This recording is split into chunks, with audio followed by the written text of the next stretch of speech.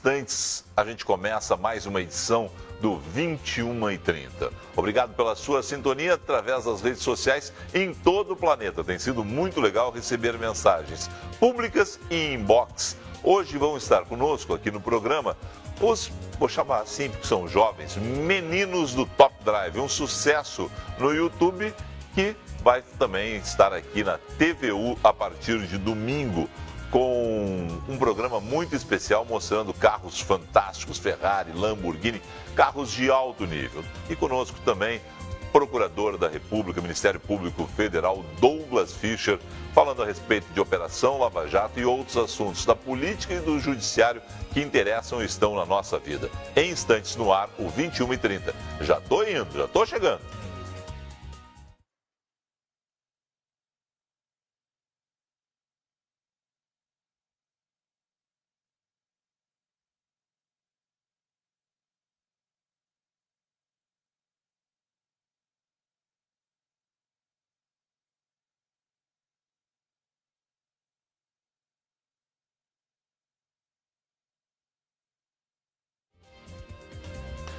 Olá, boa noite, eu sou Felipe Vieira e fico com você até às 22h30 aqui na TVU, canal 55 HF, 11 da NET, tvuplay.tv.br ou através do live do Facebook. Por sinal, há pouco eu já conversava com o pessoal que está nos acompanhando no Facebook sobre as atrações do programa. Nesta edição, vamos conversar com Douglas Fischer, do Ministério Público Federal, a respeito do momento da Operação Lava Jato e também a questão da delação ou colaboração premiada. Afinal de contas, o que é isso e como o Ministério Público Federal trata esta questão? Eu estarei segunda-feira aqui na TVU. Dias antes, estreou o Newton Calil com seu programa de culinária. Pois bem, tem atrações chegando nos próximos dias, nos próximos meses.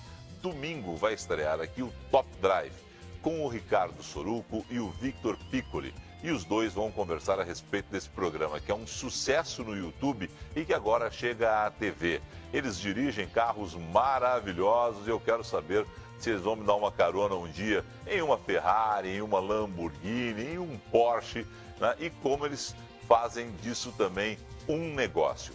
O 21h30 está entrando no ar. Fique com a gente.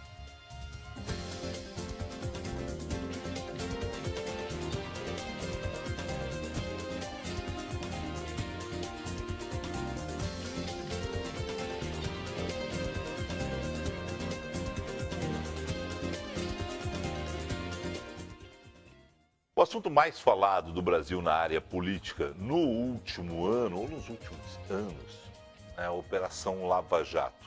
Essa operação que se concentra em Curitiba, mas tem extensão em todo o país, porque afinal de contas não falta um político em nenhum estado desse país ligado à corrupção. O Ministério Público Federal, junto com a Polícia Federal, está fazendo um trabalho de garimpo, tentando aí descobrir e tentando fechar todas as torneiras da corrupção, pelo menos no que se refere à Petrobras, porque depois já temos algumas investigações em andamento da Eletrobras e de outras estatais.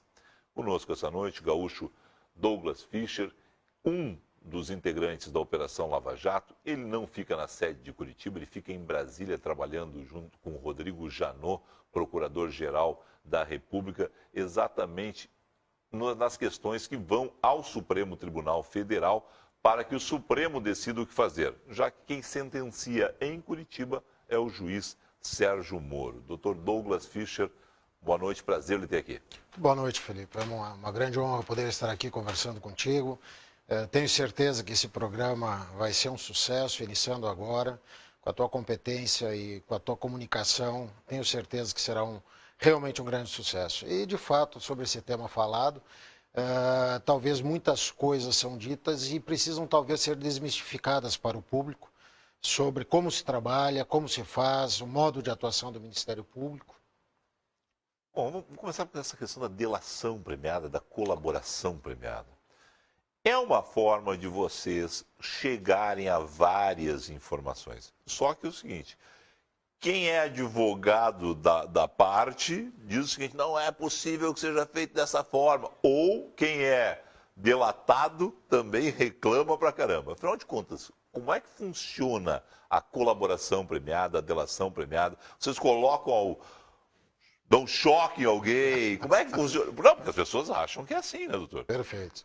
Bem, antes de mais nada, tem que explicar, e eu costumo dizer que a colaboração premiada é uma técnica de apuração de prova. Ela está regulamentada hoje na Lei 12.850, do ano de 2013. Ela tem um comparativo com várias leis do mundo, né? Eu a considero uma excelente lei. Ela explica o procedimento como é feito e é preciso realmente desmistificar. A colaboração premiada eu vejo também como uma técnica de defesa. Isso é um ponto que poucos estão se dando conta, mas aquele que vem colaborar espontaneamente, o Ministério Público não procura ninguém para fazer colaboração. Não é vocês que oferecem? Não, não há. Não há. E, a lei... As pessoas têm essa impressão, né? Podem ter essa impressão, mas isso não procede. Por quê? Porque a lei diz claramente que a colaboração tem que ser voluntária e espontânea. Então, o Ministério Público não vai atrás de pretensos colaboradores para oferecer colaboração. Se o colaborador quiser e vier por intermédio do seu advogado e sempre só com o advogado, sem a presença do advogado, não se inicia qualquer tratativa de colaboração premiada. Aí se adota todo o procedimento, que ele é bastante demorado, bastante pautado por procedimentos bastante rígidos. Hoje a gente está acompanhando a delação premiada, a colaboração premiada da Lava Jato. O Instituto já tinha sido usado antes, porque a imprensa começou realmente a acompanhar agora. Léo Pinheiro vai fazer, Marcelo Odebrecht fez, é o noticiário todo, vocês não confirmam nunca, a gente fica naquele puxa e estica, né? Fez, não fez, vaza alguma coisa, isso é da colaboração. Alguém já tinha feito antes, em algum processo anterior, ou agora é que se popularizou mesmo? Bom, nós temos leis antigas, anteriores, que tratam da possibilidade de uma forma genérica de colaboração. Tá. Mas como colaboração premiada regulamentada pela Lei 12.850, eu creio que seja a primeira vez que se esteja utilizando em larga escala. Não larga escala, mas numa escala já um pouco alargada em alguns casos, pelo número de colaboradores que nós temos. Um ponto importante que colocaste, Felipe. Vazamentos. Ao Ministério Público não interessam vazamentos. Todo vazamento ele prejudica a investigação. E aí é que entram, às vezes, as tentativas de pautar o Ministério Público em dizer, está descartando esta prova, tem que fazer a investigação. Eu não vou lhe constranger eticamente, eu não vou citar nomes de procuradores da República ou de promotores de Estado e tal. O Ministério Público se flagrou há algum tempo, pouco tempo, que era prejudicial para a imagem do Ministério Público que fizeram alguns promotores, procuradores no passado recente. Não há dúvida. Olha, saíam acusando e pareciam já sentenciando as pessoas? Não há dúvida, não há dúvida. Foram vários equívocos de percurso que acabam trazendo todo um prejuízo para toda a instituição. Mas é importante o telespectador saber que ao Ministério Público, a quem está ali fazendo a investigação, com trabalho conjunto, inclusive, com os órgãos de investigação, com a polícia, com a Receita, não há interesse das instituições em vazar as informações, porque tudo isso traz prejuízo. Se alguém, por exemplo, diz, olha, fulano de tal está fazendo supostamente uma colaboração e entregou fulano de tal, bom, toda aquela possível, se isso fosse verdade, toda aquela possível eventual busca que eu vá realizar de uma investigação mais detalhada, dificilmente eu vou ter resultados. Por quê? É importante dizer, Felipe, que nesse crime que nós estamos tratando de corrupção, lavagem de dinheiro, criminalidade organizada, a colaboração premiada ela é essencial. Não há como, nesses casos, eu lançar de métodos tradicionais de investigação se eu não tiver esse instrumento. Eu tive recentemente a oportunidade, num evento em Brasília, onde houve um comparativo entre Mãos Limpas e Lava Jato, e veio ao Brasil, nesse mesmo evento, o doutor Antônio de Pietro, que era o procurador da República na época da Operação Mãos Limpas na Itália, lá em Milão. E nós tivemos a oportunidade de conversar e ver várias situações muito similares entre as duas operações, entre o modo de investigação. E uma coisa é absolutamente certa. A Operação Mãos Limpas não teria ocorrido, ao menos surgido, sem a colaboração premiada. Eles já têm lá o Instituto, então, há bem mais tempo que nós. Bem mais tempo, bem mais tempo. Só para fechar uma questão. Felipe Vieira faz a colaboração premiada e entrega o fulano. O fulano, a partir do momento daquilo ali, vocês começam a investigação já. Perfeito. Se o fulano, no meio do caminho, alguém descobrir e vazar isso para a imprensa, o Felipe Vieira, que não tinha nada a ver com aquele vazamento, acaba sendo prejudicado. Quer dizer, ele já fez a delação dele, mas acaba voltando ele a estaca zero. Ele também não tem interesse, em tese, de vazar. Como é que vocês acreditam que vaze? Vocês não vazam, os advogados de defesa dizem... Como é que vaza essa história? Olha, eu posso dizer que nós apuramos um caso, por questão de sigilo, porque todos os casos de vazamento nós investigamos. Pode parecer para o telespectador que nós não estamos investigando o que aconteceu. Descobrir como vazou é extremamente complexo, mas nós investigamos. Nós já apuramos alguns casos de vazamentos que aconteceram e realmente nós não podemos divulgar isso. Pode trazer prejuízo para o colaborador, até pode trazer prejuízo. Tudo isso é sopesado e é analisado pelo Ministério Público, o modo como as coisas acontecem. E nós já detectamos situações também em que, na verdade, pessoas que não fizeram colaboração, e isso é um dado importante, é assinado um termo de confidencialidade que proíbe as partes de divulgarem, se não for feito o acordo de colaboração, ou se for feito o acordo de colaboração, somente após o levantamento do sigilo pelo Poder Judiciário.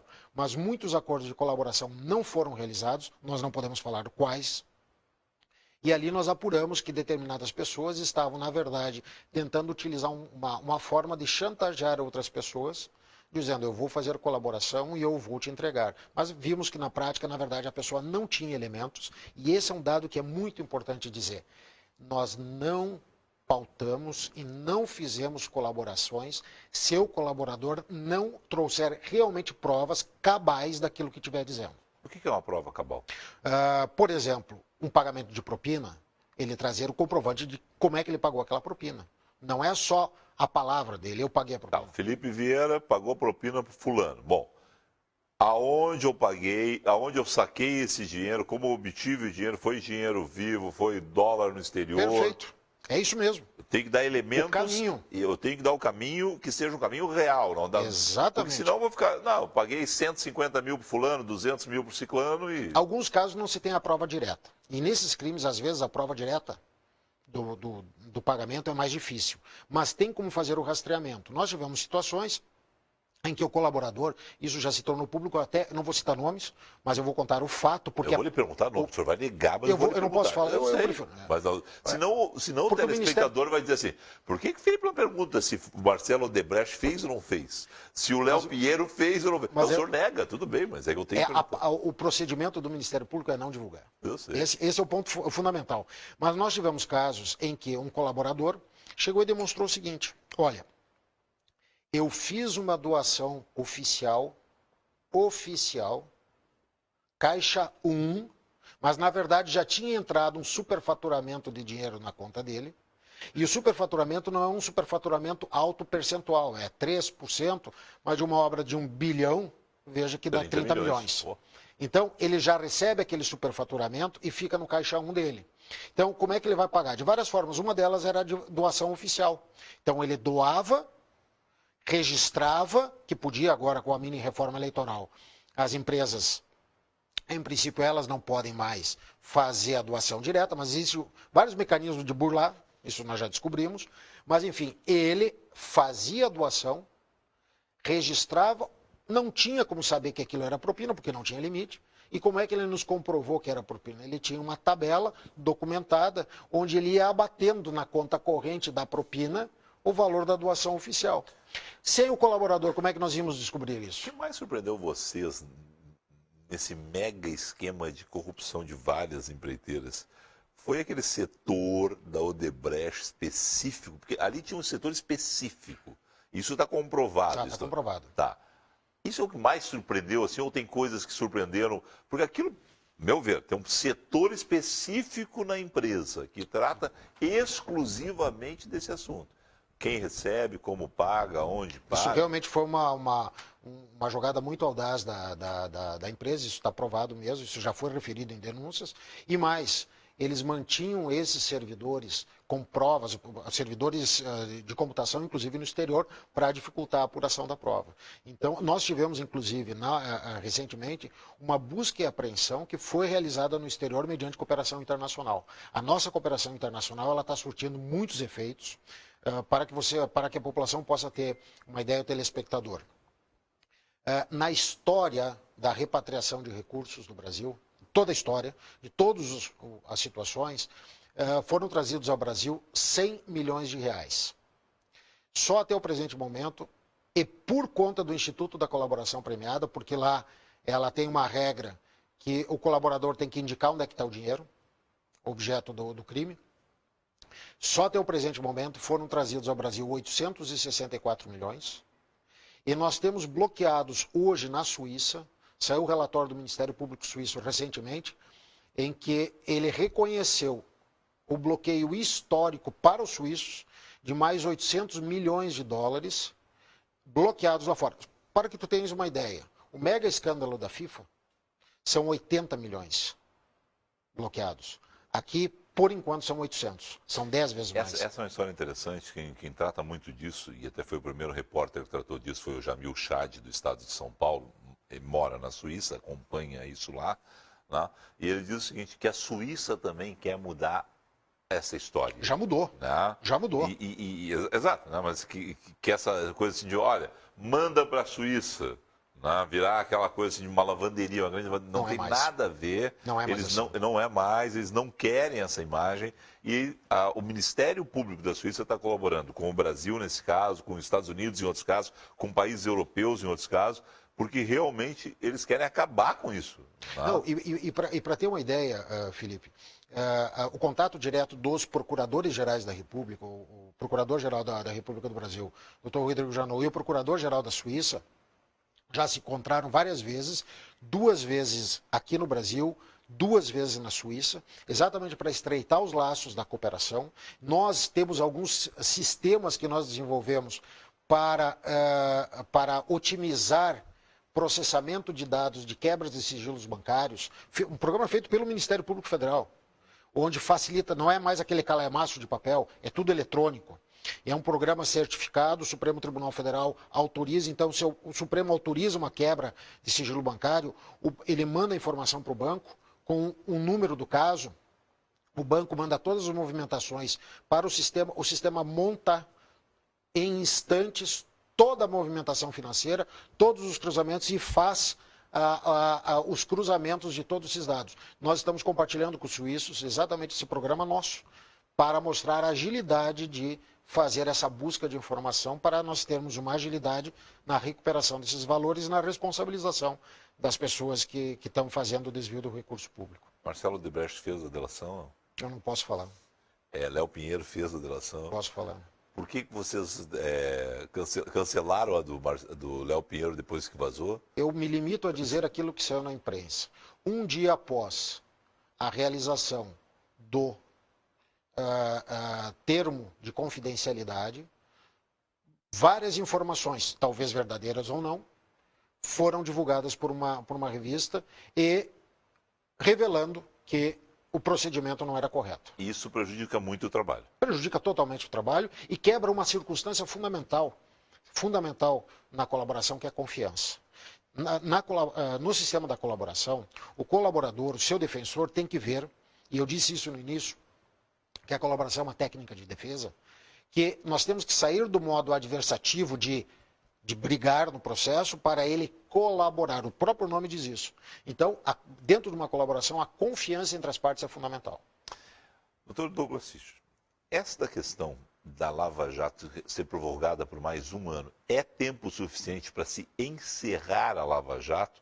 Porque cada vez que vocês puxam um fio, é uma meada inteira que vem, né? Qual é o cálculo? Vocês têm um cálculo de quanto tempo? Não há cálculo. E realmente todo o fio, toda a investigação da Lava Jato, por incrível que pareça, ela começou a partir de uma nota fiscal de uma Land Rover, que parece que há um fetiche de recebimento de Land Rovers como pagamento de propina, e ali começou a se puxar toda a investigação que revelou todo o esquema, uma parte do esquema, ao menos que nós temos hoje conhecimento. Então não há como se dizer, e eu digo qual é a amplitude e até quando vai. Uma coisa que o telespectador pode ter certeza, e eu repito isso sempre, me valendo da mineirice do Procurador-Geral da República, Rodrigo Janot, ele tem uma frase bastante conhecida, e que isso pauta realmente a conduta do Ministério Público Federal. Eu sei porque eu estou lá diuturnamente, acompanho isso diariamente, acompanhei desde o início da gestão dele, quando não existia Lava Jato ainda, a frase que ele utiliza: pau que bate em Chico, bate em Francisco. A investigação não é pessoal, ela é de fatos. E ele sempre disse isso com absoluta tranquilidade. Nós temos que ter segurança, objetividade no que nós estamos fazendo. Agora, se for A, B ou C, pouco me importa. Entrou na régua, é ali que ele vai responder, independentemente de ser do partido A, B, C ou D.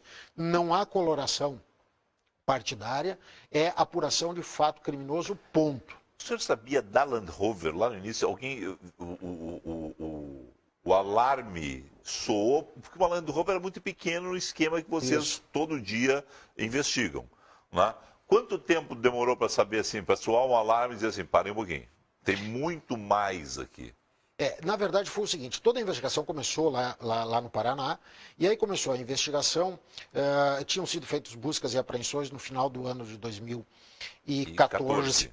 E aí, na virada daquele ano, se começou a apurar. Ali por março é que se detectou que tinha algum problema maior, redundou na investigação com a prisão originária do Paulo Roberto Costa.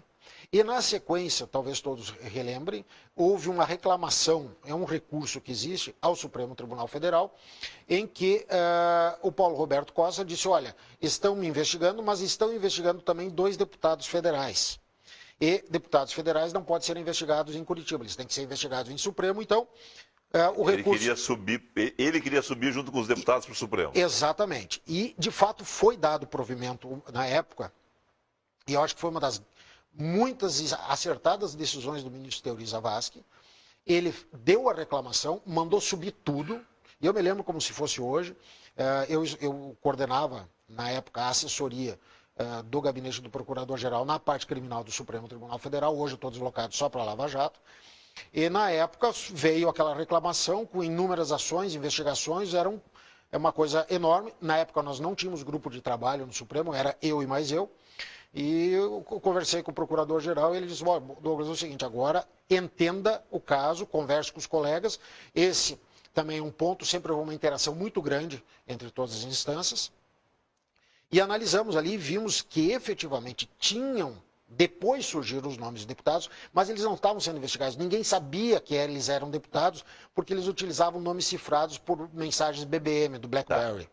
E aí, eu lembro bem a data, dia 10 de junho de 2015, 10 de junho de 2014, perdão, o Supremo Tribunal Federal julgou a reclamação e disse, está tudo certo, mas nós vamos manter uma parte aqui no Supremo e o resto vai voltar para Curitiba. E aí é que começou concomitantemente a ter a investigar uma parte no Supremo. Aí quando volta para Curitiba, é montado esse grupo de trabalho. Esse já tinha em Curitiba, já estava começando lá. Já estava começando. Já estava começando. Nesse momento, vocês estavam com uma Land Rover e mais quanto ainda? Não, já tinha várias informações do esquema. Já tinha. Mas se imaginava que seriam esses milhões todos? Não se tinha essa noção. Efetivamente não se tinha.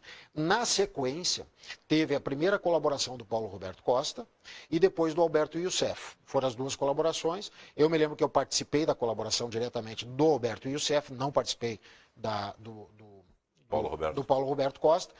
E no final do ano, e aquilo foi avolumando. No final do ano, foi ajustado. Eu conversei com o Procurador-Geral. Um detalhe que é importante também o telespectador saber: o Procurador-Geral acompanha diuturnamente e sabe, é ele quem dá os passos. Consegue acompanhar, porque só a Lava Jato já é um rolo grande, e fora todos os outros. Mas é inacreditável, porque a nossa sala de trabalho é contígua à sala dele.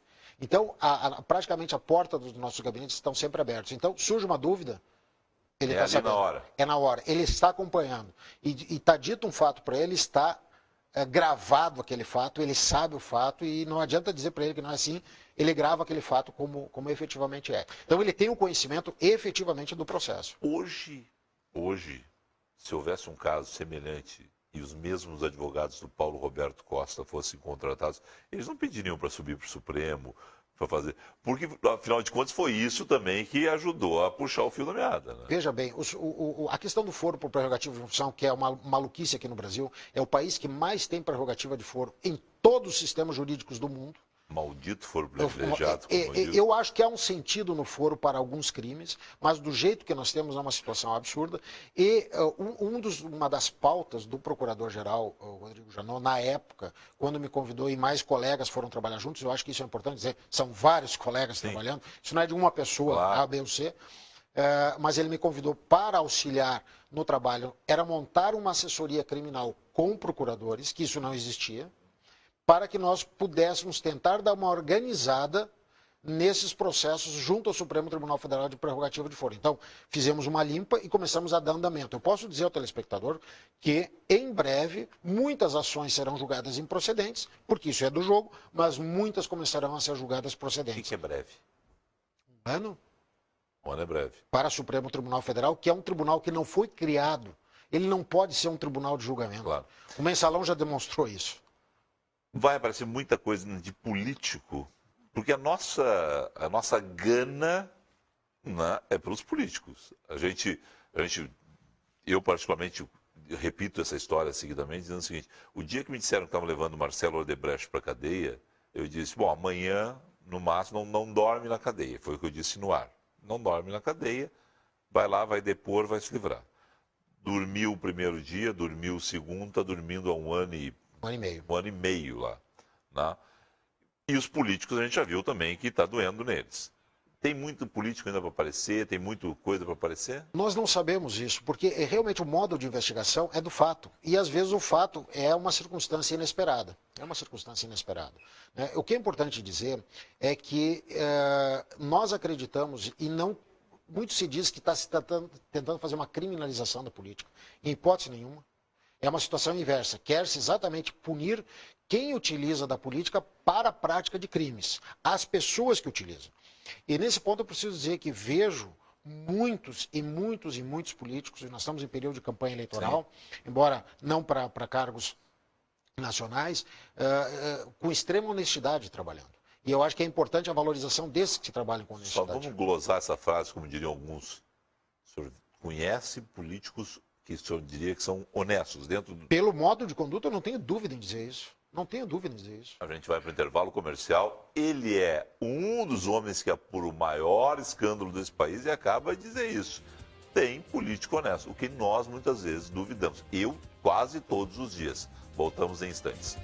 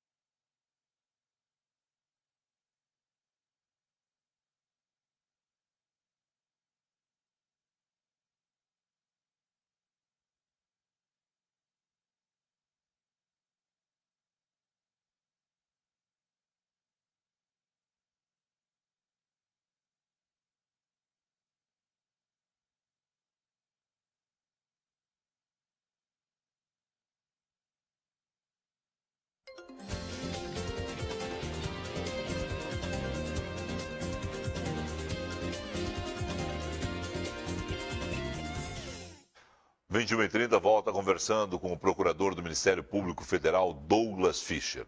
Primeiro bloco a gente falou muito de Lava Jato, uma declaração surpreendente para mim. Afinal de contas, político honesto é algo que a gente não acredita. O senhor disse que existe, que bom, né? E tomara que a gente consiga nominá-los no futuro, né? Porque, afinal de contas, é o que a gente quer, né? A gente quer político honesto nos governando. Duas situações. E aí, eu vou pedir para o senhor ser um pouco rápido, nós já conversamos sobre isso no rádio. O senhor ficou conhecido como o homem que trouxe, o senhor já sabe o que eu vou falar, né? Ele começou a rir.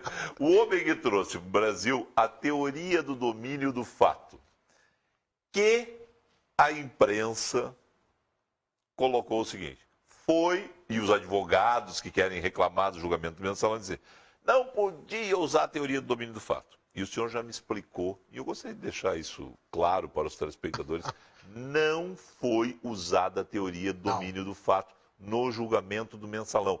Ela foi citada por ministros, mas vocês do Ministério Público Federal não usaram ela para formar provas ou para formar as convicções dos ministros, é isso? Perfeito. Essa oportunidade é importante, porque eu me lembro que na época eu auxiliei um pouco o então Procurador-Geral, Dr. Gurgel, e o que foi dito ali pelo Ministério Público é de uma técnica, de uma disposição do Código Penal que trata do que nós chamamos de autoria mediata. Aqui no Brasil, nós temos uma diferença entre autor e partícipe do crime, coisa que na Alemanha é um pouco diferente, e lá eles trabalham a teoria do domínio do fato. Alguns ministros referiram a teoria do domínio do fato. O Ministério Público sustentou a sua tese que determinadas pessoas cometeram os crimes e tinham, atenção, isso é muito importante, não presunções, mas provas de que aqueles fatos não poderiam ter acontecido se não fossem aquelas pessoas, daquele modo que dito, que teriam praticado, embora não se tivesse, na grande maioria das vezes, provas diretas de que elas tinham feito aquela conduta. Isso se chama teoria, ou melhor, autoria mediata. Nada se falou pelo Ministério Público de... Mas se espalhou isso? Se espalhou. E continua se espalhando. Muitos de nós, a imprensa, falamos isso, e muitos advogados dizem, não podiam ter usado. O que o senhor faz? O senhor dá essa risadinha que o senhor deu há pouco? Vou tentar dizer o quê? Porque se realmente não utilizamos, e as poucas pessoas que tentam criar esse estigma disso, porque às vezes criam um estigma e tentam repetir isso para tentar embutir que foi feita uma coisa absolutamente errada. Não foi. Mesmo que alguns tenham dito, é importante isso, que estavam utilizando o domínio do fato, eles reconheceram, as provas são essas aqui. Tá. Ou fulano de tal praticou crime. Certo. E um último assunto. Estamos no Petrolão, estamos na Lava Jato. Quando é que vai se começar a se observar o eletrolão, né? E não é uma eletrola grande daquelas que tocava, é a Eletrobras, outras estatais. Vocês já estão investigando isso, né? Como é que está isso? Olha, em relação à Eletrobras, houve um desmembramento do processo, ele já está sendo apurado no Rio de Janeiro. Então, nós estamos atuando e alguns pensaram, não, nós queremos tirar o processo de Curitiba para tentar desmantelar. O que eu disse, o que o Procurador-Geral da República disse é, bem pelo contrário, propiciaram que agora eu crie um grupo maior exatamente para poder trabalhar com um enfrentamento mais direto. Vai começar a aparecer coisas tipo Petrolão? Pode aparecer. Não, o senhor não tem essa convicção ainda? Pode aparecer, nós não podemos falar. O senhor não tem convicção, o senhor não... isso aí que ele perguntar. O senhor não tem convicção, o senhor não pode falar? Não convém nós falarmos sobre isso agora. Quantas horas o grupo de Curitiba está trabalhando em média por dia? Quantas horas vocês estão trabalhando por dia em Brasília? Olha, isso é uma maluquice. Nós, assim, eu costumo dizer que menos de 14 horas por dia não se fica lá dentro do... O que o senhor faz quando não está dentro do Ministério Público Federal? Eu tenho passado muito... Ou estou dentro de avião, tá, ou participando de algum evento, tentando espairecer a cabeça. Quando dá, fazer uma fotografia. Fotografia, esse é o seu hobby? Tento fazer de vez em quando. Nossa, o senhor tem exposição já. Na verdade, aquilo ali foi um estímulo que eu tive num amigo, eu nunca tive a intenção de divulgar. Eu tenho um blog de fotografia, publico as fotos, mas um amigo fez uma proposta de fazer uma exposição uma exposição de fotografias que fosse beneficente a uma instituição aqui de Porto Alegre. Aí eu topei. Aí eu topei, achei que era um propósito interessante, mas a finalidade principal aqui é tentar esparecer um pouco, sair fazendo fotografia para tentar, quando possível, né? Às vezes no amanhecer, às O senhor vezes no faz muita anoitecer. fotografia de celular, né? Muitas. Os celulares hoje têm tecnologias boas, claro que não dá para comparar com uma máquina profissional, mas propicia muita coisa. Eu vejo que o senhor publica no Facebook, no Instagram, blog, que mais? Instagram, blog, Facebook. Né? Não, e de vez em quando é isso, né? Ali é o Ministério Público Federal. Essa é uma bela foto do Ministério Público Federal em Brasília, o prédio do Ministério. Esse é o prédio que o senhor mais fotografa, né? Exatamente. Nesse caso concreto, essa foto eu lembro bem. Eu estava saindo, já estava anoitecendo. Eu fui até o refeitório para fazer um lanche, que eram 7 da noite, eu não tinha parado ainda. Quando eu estava voltando, estava aquela luz, eu botei o celular no chão e bati de baixo para cima. É o prédio que o senhor mais fotografa, porque é o prédio que o senhor está... Fotografo muito. É um prédio muito bonito. Ele muda muito as cores, o momento, a luminosidade. O ambiente realmente é muito bonito. Ele é por fora belíssimo, um dos prédios mais bonitos que eu conheço, e por dentro é bastante austero. Tá certo. Douglas Fischer, muito obrigado ao senhor por estar aqui num momento que o senhor está em Porto Alegre, né? Mas prazer lhe receber aqui. Continue nos propiciando fotos como essa, né? Então, tomara que o senhor faça outras exposições, beneficentes ou não, né? Mas para que a gente possa apreciar aí um pouco e saber um pouco dos hobbies, né? Porque afinal de contas, o tempo que sobra com a família e algo assim, né? Esse é um ponto que realmente prejudica a questão familiar, que realmente é um ponto que pesa muito, né? Pesa muito mesmo. Isso é o senhor e todos os outros que falam. Todos, não há dúvida. É um sacrifício muito grande. Eu realmente sinto.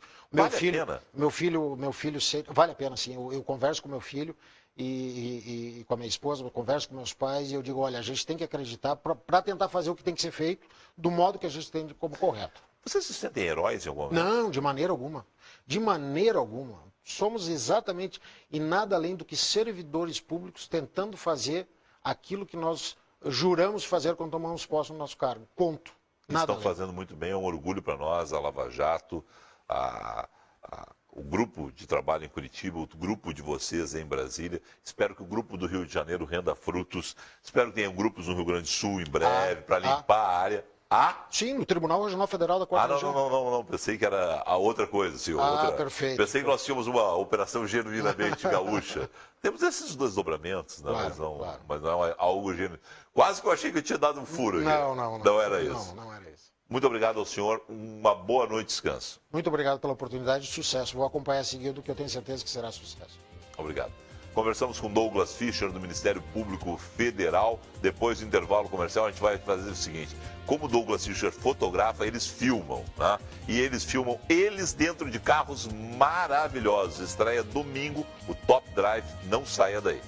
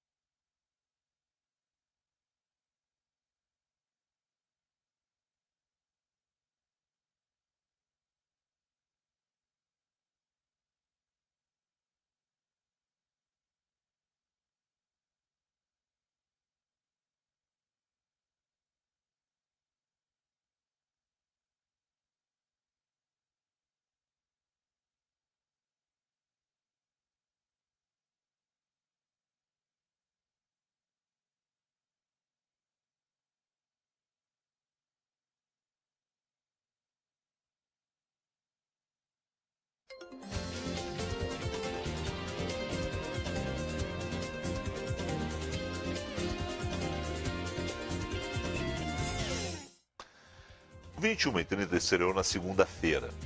Antes dos 21h30, nos últimos dias, estreou o Newton Calil aqui também na TVU. Já estão aqui há mais tempo Guaraci Andrade, José Silva, Cadu Oliveira, a nossa querida Cláudia Fleury e tantos outros que fazem a história dessa TV. E nos próximos dias nós teremos várias outras estreias. No domingo, a estreia reservada é do Top Drive. Esses dois jovens que eu tenho aqui na minha frente, né? O Victor Piccoli, estudante de Direito e Economia. Tá? Vamos dar o take do Victor aí para todo mundo saber. É esse nosso jovem aqui.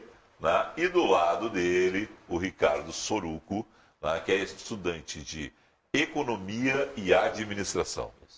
Vocês são amigos há quanto tempo? Acho que... Desde 2006, quando a gente fazia futebol junto no colégio. Faz muitos Qual era o anos. colégio? Anchieta. Anchieta. Dois anchietanos. Isso. Jogavam bola e o que mais? Gostavam já de carro? Sempre gostei de carro. Sim. Desde que eu era criança, 5 anos, eu sempre gostei muito de carro. Era daqueles assim que... Fascinado. Aquilo lá é um Fuca, aquilo lá é um Exatamente. Gol, aquilo lá... Aquele que sabia tudo com 5 Quem me anos. perguntava com 5 anos, eu sabia dizer o nome de todos os carros que passavam na rua. Assim. Então, sempre gostei muito e sempre fui muito amigo do Ricardo. Fomos colegas por muitos anos. E o Ricardo surfa bastante e ele é muito bom com edições. Né? Então, eu sempre via que ele editava vídeos muito bem de surf. E quando eu tirei minha carteira, eu resolvi que eu não estava gostando tanto das avaliações que eu via nas revistas, às vezes não gostava dos Tu pontos achava mal abordados. feito? Não, achava bem feito. Ah. Bem feito, mas alguns carros que outros eu discordava. Né? E queria expressar a minha opinião, mas vi que o Ricardo também teria interesse, né? Ele gostou sempre Isso. de fazer fotografias, edições, e acabou fazendo uma Tá, mas aí tá. Tu gostava de falar, de tratar e de falar mal de jornalista. Tu tá me poupando, mas eu já entendi isso aí. Esse pessoal não sabe fazer avaliação de carro e tal. E aí, onde é que tu entrou nesse negócio? Bom, o Vitor me chamou para complementar justamente o que ele não sabia fazer, que era edição de vídeo. Eu, em 2011, mais ou menos, comprei minha primeira GoPro e eu gostava muito de fazer edições de vídeo de Colocou surf. na ponta da prancha. Exatamente. Nós devia ter separado essa imagem também, né? Tu surfando, a GoPro ali e tal. Pega muito tubo, não? Ah, não sou desse nível aí. Não é? É. Onde é que tu já surfou na vida? Ah, eu surfei Os picos, assim, os picos, vai. Eu surfo geralmente em Torres, em Garopaba. Já fiz 2 viagens internacionais também. Já surfei na Pra onde? Califórnia e na Austrália. E aí, com a GoPro, Com a GoPro na boca também. é... Para ter uma visão de primeira pessoa muito legal. Legal, eu vou atrás desses vídeos depois. Tá Esses bom. vídeos a gente não separou. A gente vai rodar alguns vídeos do programa. São vídeos que vocês já estão no YouTube com eles. Vocês colocaram o programa no YouTube. Isso. Como é que foi começou. isso? Como é que foi essa decisão? Em 2014, né, a gente viu que o único jeito que a gente poderia expor nossas imagens, o melhor jeito, na verdade, seria no YouTube. Então, nós começamos a escolher carros para fazer avaliações e postávamos os vídeos. Qual foi o primeiro carro que vocês fizeram? O primeiro carro foi uma Megane Grand Tour, De quem era? minha. E aí? Saiu para fazer, para testar mesmo? Já tinha ideia de botar no YouTube ou tu queria simplesmente ver como é que funcionava? A gente queria ver como é que ficava o vídeo. Né? Acabamos gostando bastante, né, da edição e fomos aprimorando a cada vídeo. Começamos com carros de familiares e amigos e Tá, depois mas fomos... como é que funcionava isso? Quem tinha um carrão ali, vocês chegavam nele assim, pô, deixa a gente fazer, dar uma banda e gravar um vídeo. Como é que era isso? A gente fala, pode vir com a gente pra gente mostrar como é que a gente faz a avaliação. Pode ficar tranquilo que o Vitor é bom na direção. Tinha que confiar, tinha que confiar. Bateu algum carro já desses Não, aí? não. Ainda Graças a bem. Deus, graças a Deus, Ainda não. bem, É. tá louco. Como é que é dirigir uma máquina dessas aí? É uma sensação incrível, assim. É um sonho que eu tinha desde criança, era dirigir um carro, uma Lamborghini, uma Ferrari. Sempre foi assim. Qual foi o carro mais top que dirigiu? O que eu mais gostei, na verdade, porque todos esses supercarros aí chegam num nível que eles são tudo lá acima de R$1 milhão, mas aí varia de gosto. Né? Mas o carro que eu mais gostei de dirigir disparadamente foi o Nissan GT-R, que é um carro que eu vi a minha vida inteira, Velozes e Furiosos, e era o carro do Paul Walker que Paul dirigia Walker. sempre. Então foi... Tu acaba dirigindo também, tu grava, né? Mas tem vídeo teu dirigindo, não tem? Eu participo só das filmagens. Os carros dos supercarros, geralmente os supercarros têm menos espaço no carro, então eu acabei ficando de fora. Ah, não, um dos vídeos que eu vi, então, estavam vocês dois, né, no vídeo. E até achei que tinha um vídeo que eu te vi dirigindo, não? Eu acho que isso era do quadro aqui, né? Eu acho que tinha um ali que passou ali, que eu achei que era tu, pelo menos. Né? Não dirige, então, não é a tua praia, Não. praia é fazer a edição, Isso a mesmo. gravação. Não dirige, mas participa na parte de discussão, né? A gente tem um quadro que a gente discute as melhores compras em determinadas faixas de preço e daí nós discutimos juntos isso aí. Isso. No vídeo. Bom, vocês estão no YouTube e agora chegam à TV. Qual é a expectativa de vocês de agregar público? Qual é o público de vocês no YouTube? Né? É a gurizada, é gente nova, né? E aí gurizada, eu claro, vou dizer assim, pessoal de 30, 35, interessado no tema. Tem pessoas de 50, 60 que são apaixonadas por carro, que vão ao YouTube buscar o que vocês produzem. Vocês têm uma ideia do público do YouTube? Sim. Nosso público-alvo varia entre 18 e 35 anos. Certo. Às vezes até nós nos impressionamos com as pessoas que chegam até nós no Facebook para pedir dicas de carro e para, às vezes, elogiar alguns vídeos nossos, que são pessoas realmente de uma idade mais avançada. Né? Já o pessoal de 45, 50 anos já veio nos perguntar qual que era a nossa opinião. Acreditamos que agora, com a entrada na TVU, nosso público vai mudar um pouco também, né? Para ficar ainda Vai mais, agregar. Vai agregar, vai ficar ainda mais mudar diversificado. um pouco. Tanto o público masculino como o feminino, a gente também Exatamente. espera. Que 93% hoje são homens do nosso público, do fluxo de visualizações do nosso canal. Isso está medido? Está medido, comprovado pelo Google. O YouTube dá métricas Sim, muito sim, a boas. métrica dos algoritmos todos que o YouTube nos coloca à disposição. Gente, essa situação de vocês criarem um programa, lá em 2006, vocês estavam jogando softball. Softball. Tá? Mas quando vocês forem dizer para os amigos de vocês lá do Anchieta ou das faculdades, vou fazer um programa no YouTube. O que eles disseram para vocês? E o programa é o seguinte, né? Eu vou dirigir Lamborghini, vou dirigir Ferrari. Como é que foi a repercussão? O pessoal não acreditava muito. Nós mesmos nos impressionamos. O nosso primeiro vídeo ainda era muito amador, então teve pessoal que viu Da ali... Gran Tour esse. Da Gran Tour, esse aí. O pessoal viu, acho que eu não vou mais assistir o vídeo desses caras. Mas nesse meio tempo a gente trabalhou bastante e melhoramos muito a qualidade das nossas avaliações. Quantas câmeras tu filma hoje? A gente tem 3 câmeras por vídeo. São 2 GoPros e uma câmera principal. Você opera a principal e depois acaba editando ainda. Isso. Quer dizer, o trabalho todo é teu, ele só se diverte dirigindo. Pô, faz o seguinte, quando tiver um carrão desse, me convida, eu dirijo direitinho, devagar, eu não prometo não bater, e aí deixa eu dar uma banda, cara. Tá bom, combinar. Não, pô, brincadeira. Vamos combinar. Eu brinquei quando chegou aqui, tu tem corpo de piloto de Fórmula 1. Sim. Né? Esse era o teu sonho também, em algum momento, não? Se eu pudesse escolher assim, o que eu faria da vida, eu ia gostar muito de ser um piloto de As pessoas alguma não modalidade. sabem, né? São raros os pilotos que são muito altos. Né? Um piloto da minha altura é quase impossível, não me lembro de ter um assim. Né? E tu tem esse perfil mesmo, né? do piloto. A hora eu conheci o Ricardo antes, né? Conversamos com ele aqui no corredor, antes de marcar o programa. Então, quando tu chegou, tu tem aquele perfil assim de cara que bota um macacão, entra num carro e sai. Tu já falou qual é o teu carro predileto. Qual é o carro dos teus sonhos? Acho que um Porsche Boxster. Esse é o carro. Esse é o carro. Vocês testaram esse carro já no programa? Ainda não. Ainda não. Como é que vocês já fizeram associações, né?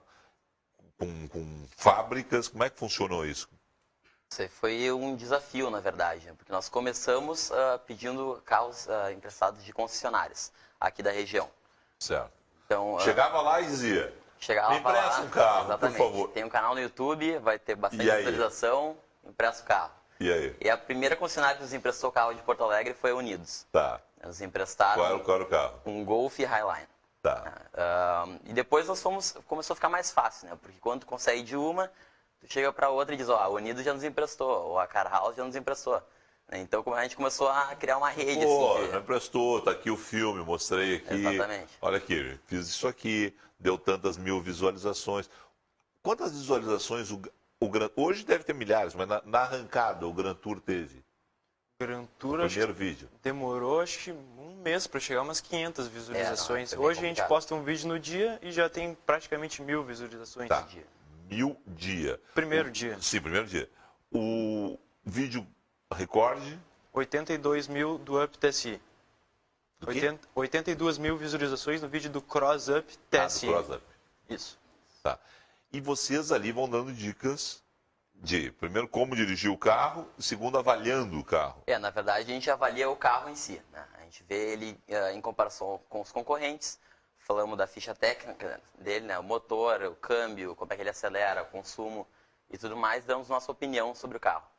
Então, a nossa ideia, quando a gente começou o canal, era de testar todos os carros possíveis no mercado, para que a pessoa que tem dúvida sobre qual carro que ela vai comprar, ache uma solução no nosso canal.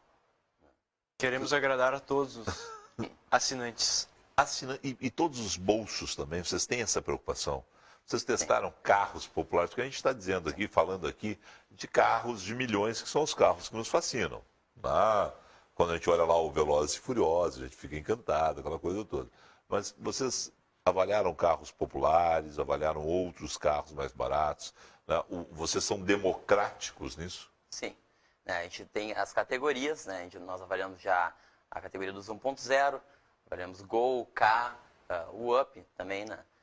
E vamos subindo, né? Porque a nossa ideia é poder argumentar exatamente sobre qual que é o melhor carro em cada faixa de preço.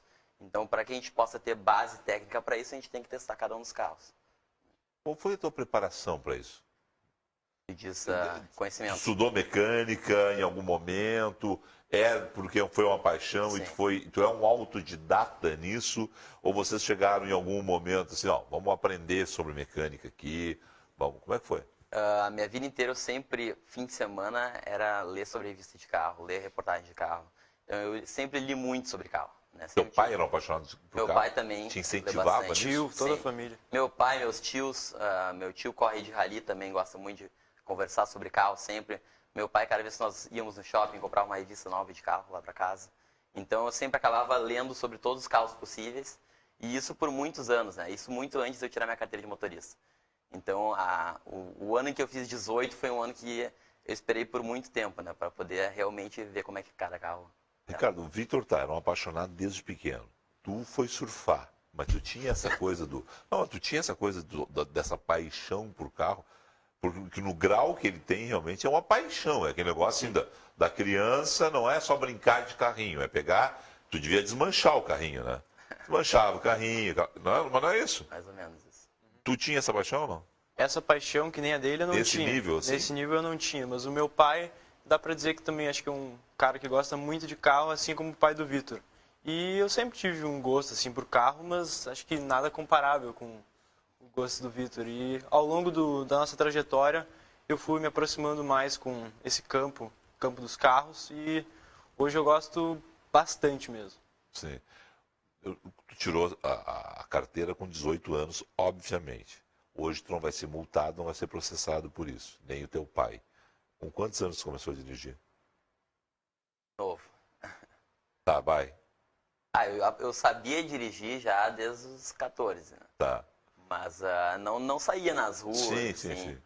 Não, mas- teu pai era um cara consciente, tranquilo. Não tinha medo, né? Não, Não tinha tranquilo. problema. Tu aprendeu a dirigir com quantos anos? Só 18. 18. Aí foi fazer autoescola mesmo.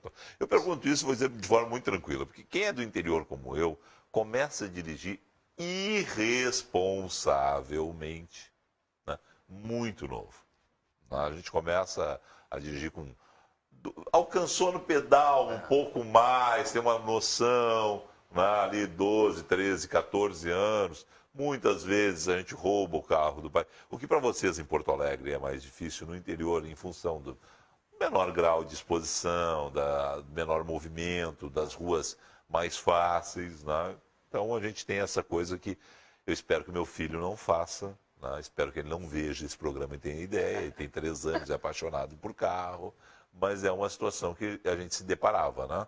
12, 13, 14 anos, ali a gurizada alcançava nos pedais, começava a dirigir. Né? E não era o pai que ensinava a gente, não. Os pais não eram irresponsáveis, era o irmão mais velho.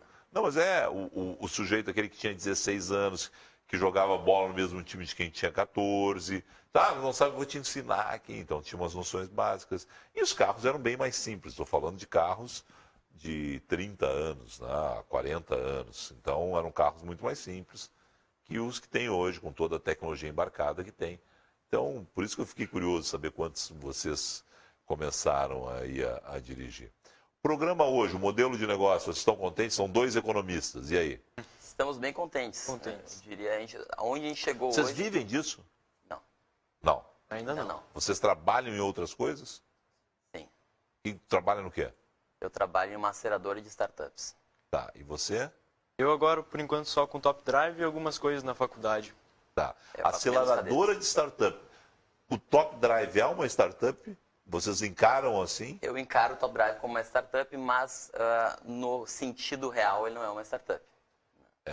Mas vocês usam os métodos de startup para Para fazer ele acelerar ele. acelerar. Exatamente. Falando em acelerar, qual foi a velocidade máxima que você colocou em um carro desses? Olha, isso é complicado, porque quando a gente está um pouquinho mais rápido, a gente não presta muita atenção no velocímetro e sim no que está na nossa frente. Né? Mas sempre tentei respeitar os limites de velocidade. Tá, mas aí tu sentou uma Ferrari. Manter 80 km por hora numa Ferrari é algo... Sim. Mas vocês levam os carros para testar em autódromos, em algum local que possa... Sim, a gente vai para Ford de Porto Alegre. Né? E na questão das Ferraris, né, isso aí foi lá em Gramado. E o que a gente pegava mesmo era a aceleração do carro. Então, assim, a velocidade final não pegávamos muito, não era muito alta. E sim a aceleração, é a primeira e segunda marcha. Então, realmente a velocidade final a gente não aproveitou desses carros. Né? Mas deu para sentir como é que era a força deles. Em autódromo, tu já chegou a pilotar? Não, carro Só de não. kart, né? Kart sim. Kart, sim. Kart, sim. Tá. E ganhou de todo mundo. É. Ele Verdade. tem uma cara de Verstappen, assim, uma coisa assim... Né? Ele tem uma coisa assim, Verstappen da vida. Não sei nem se é o Verstappen, mas tem uma coisa assim de piloto alemão, daqueles assim que deixam os brasileiros... Bom, agora a gente até perdeu o Felipe Massa, a gente vai perder, né? O ano que vem não temos nem o Felipe Massa. Vocês são daqueles que acordam domingo para ver Fórmula 1? Ou vocês ficam olhando mesmo programa de carro, programa de outros... Programa de carro, no meu caso. Programa de carro. A Fórmula 1, quando eu era menor, eu assistia com meu pai, mas hoje em dia, não muito mais. Bom, vocês vão estar aqui domingo, que horário? 10h30 da manhã. 10h30 da manhã. E aí com as reprises naturais, mas 10h30 da manhã. Vai ser um programa especial para a TV? Vocês vão usar programas que já editaram e colocaram no ar no YouTube? Qual foi a decisão de vocês? A nossa ideia é trazer sempre um programa, o próximo programa do YouTube para a TVU. Então sempre mostrar aqui antes de todo mundo. Abre aqui com exclusividade e já joga Exatamente. no YouTube, que aí você tem um outro fãs. Tem muita gente fora contratando vocês, o pessoal visualiza vocês em outros países, em outros estados? Em outros países não, porque por causa da língua mesmo. E também porque os modelos de carro são bastante diferentes. Mas outros estados, sim, muito frequente o pessoal vê no Facebook, de São Paulo, Curitiba, Minas Gerais, enfim. Muita gente de outros estados já vieram nos pedir ajuda sobre carros. No Instagram também conversamos às vezes com outros Instagrams de carros, que têm produtos mais ou menos relacionados, que são de outros estados. Victor, sucesso para vocês. Ricardo, obrigado pela presença. Muito legal ter vocês aqui. E olha, domingo, 10h30, eu vou estar ligado. Eu não entendo muito de carro, eu gosto de carro, mas não entendo muito de carro. Não vou estar ligado porque eu adorei as máquinas que eu vi no YouTube, né? E quero ver em primeira mão outras aqui. Depois a gente confere também no YouTube. Obrigado mesmo pela presença de vocês. Obrigado, eu que agradeço. Deixa eu dizer o seguinte, tem muita gente ligando para cá perguntando a respeito dessa mesa, a respeito da cadeira. Sim, teve telespectador que ligou para cá perguntando se as cadeiras são de vidro. É vidro, sim. É a Top Glass, está aparecendo aí, a Top Glass, que é quem montou o nosso estúdio. Muito obrigado a toda a equipe da Top Glass pelo empenho em mostrar esse estúdio, em montar esse estúdio maravilhoso. Nós estamos muito contentes com a repercussão do programa, mas também com a repercussão dos nossos entrevistados que sentam aqui, elogiam as cadeiras, ficam surpresos, né, em estarem sentando sobre vidro. Não tem perigo nenhum, porque é muito bem feito e é muito bem pensado, né, tudo que está acontecendo em termos de novidades lá na Top Glass. Então, a toda a equipe, nosso muito obrigado. E para você, saciando essa curiosidade das pessoas que ligaram aqui para a TVU ou entraram em contato conosco através das redes sociais perguntando quem eram os fabricantes dos nossos móveis. É um apenas, a Talk Glass. O 21h30 termina aqui, a gente volta amanhã com uma presença muito especial aqui nos nossos estúdios. Jorge Versilo, ele faz show em Porto Alegre sábado no Opinião e vai estar conversando conosco amanhã, 21h30, aqui na TVU. Até lá!